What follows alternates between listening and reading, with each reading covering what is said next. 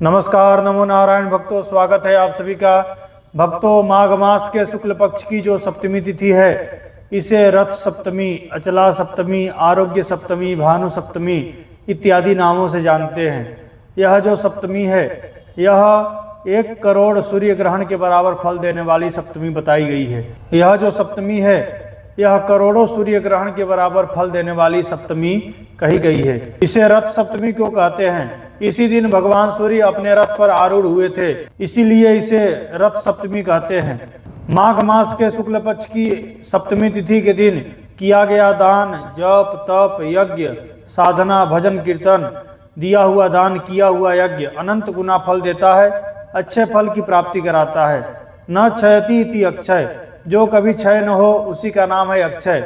अक्षय फल देने वाला बताया गया है माघ शुक्ल सप्तमी के दिन जप तप साधना का।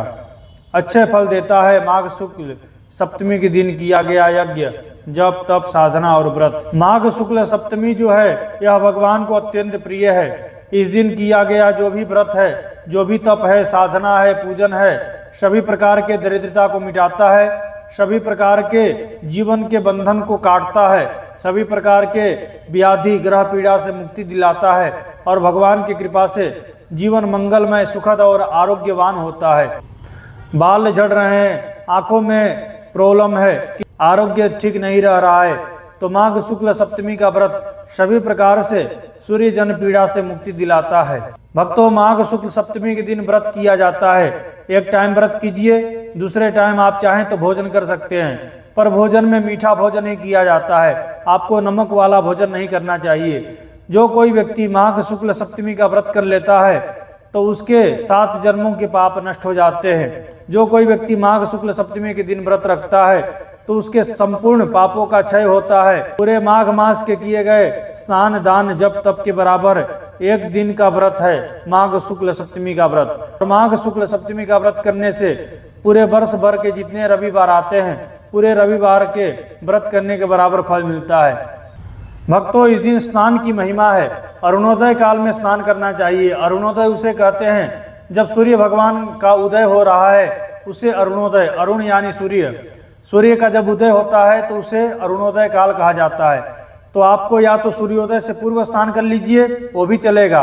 अगर सूर्योदय से पूर्व स्नान कर लिए हैं तो आपके पास समय हो तो जब सूर्य उदय हो रहा है तब सूर्योदय के समय भी आप एक बार स्नान कर लीजिए। पूरे वर्ष भर में एक ऐसा दिन है, ये भानु सप्तमी, अचला सप्तमी, रथ सप्तमी का दिन, माघ शुक्ल सप्तमी का दिन, कि इस दिन आप अरुणोदय काल में स्नान करते हैं तो सारे जन्म जन्मांतर के यानी 7 जन्मों के पाप नष्ट होते हैं और सूर्य की संपूर्ण आशीर्वाद कृपा प्राप्त होती है। इस दिन आपको उपटन लगा करके स्नान करना चाहिए और जल में काला तिल, गंगा जल, गुलाब जल डाल करके स्नान करना चाहिए। सूर्योदय से पूर्व स्नान कर लेवे, अरुणोदय काल में स्नान करें। शुक्ल सप्तमी तिथि भगवान सूर्य को इसलिए भी प्रिय है कि इसी दिन भगवान सूर्य की भार्या उत्तर कुरु भगवान सूर्य को प्राप्त हुई थी। इसी दिन भगवान सूर्य को संतान की प्राप्ति हुई थी, इसलिए इसे संतान सप्तमी भी कहा जाता है।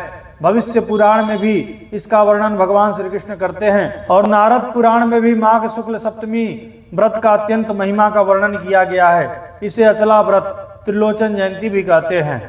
भविष्य पुराण में कहा गया है कि यह माघ शुक्ल सप्तमी का व्रत करोड़ों सूर्य ग्रहण के बराबर है, करोड़ों सूर्य ग्रहण के बराबर फल देने वाला बताया गया है। नारद पुराण में स्नान की विधि बताई गई है। इस दिन स्नान कैसे करना चाहिए अरुणोदय काल में?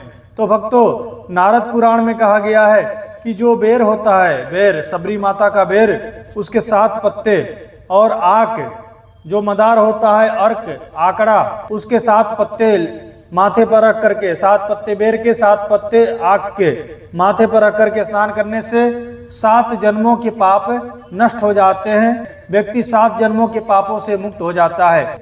इतनी बड़ी महिमा है माघ शुक्ल सप्तमी की। माघ शुक्ल सप्तमी का जो भी कोई व्यक्ति व्रत करता है तो निसंतान को संतान की प्राप्ति होती है। इसे संतान सप्तमी भी कहा जाता है, यानी संतान देने वाला यह व्रत है। जिसे पुत्र संतान चाहिए तो पुत्र संतान की प्राप्ति होती है। इतनी बड़ी महिमा है यह माघ शुक्ल सप्तमी की। भगवान सूर्य स्वयं कहते हैं कि जो कोई व्यक्ति माघ शुक्ल सप्तमी का व्रत करता है, मैं उसके ऊपर अत्यंत प्रसन्न होता हूँ और मैं स्वयं अपने अंश से उसके घर पुत्र के रूप में जन्म लेता हूँ और उसके मन के मनोरथ को पूर्ण करता हूँ। यह भगवान सूर्य का वचन है। नारद पुराण के अनुसार माघ शुक्ल सप्तमी अरुणोदय काल प्रयागराज में प्राप्त हो जावे तो उसका फल और ज्यादा बढ़ जाता है।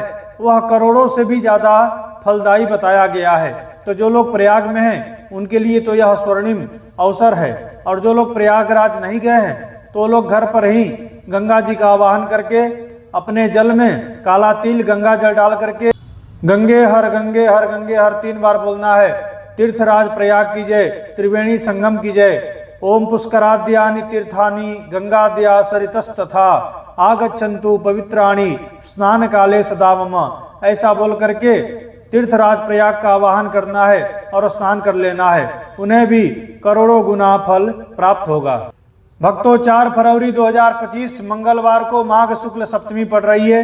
इस दिन आपको जो दान करना है तो दान में आप नमक का दान कीजिए, लवण का दान यानी नमक का दान सबसे ज्यादा श्रेष्ठ बताया है। गुड़ का दान कीजिए, मंगल का प्रकोप है, मंगल ग्रह खराब है। मसूर की दाल का दान कीजिए, लाल कपड़े का दान कीजिए। का महीना है, हल्का फुल्का ठंडी भी है तो आप लाल कंबल का दान कीजिए, लाल स्वेटर का दान कर सकते हैं। गरीब गुरुओं को दान करें, जरूरतमंद को दान करें, ब्राह्मण को दान करें।